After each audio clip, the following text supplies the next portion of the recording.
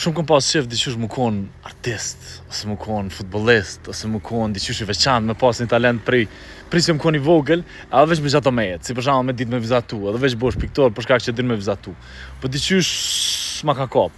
E të na kom nis me kuptu që ketë këto talente janë dytësore që i ki marrë për lindjes. E vetëm një talent që to i amplifikon, ose i bën faktikisht atë që me pas vlerë. Se po nëse po atë që talentin kryesor, këtë të tjera të binoj. E qka është kjo talent, është më kon fucking punëtor, e me qu bëthën tonde, e me qu e me kriju na i sen. Se badjava ti e piktori ma i mirë në botë nëse se qëm bëthën edhe nuk qohesh me bo piktura.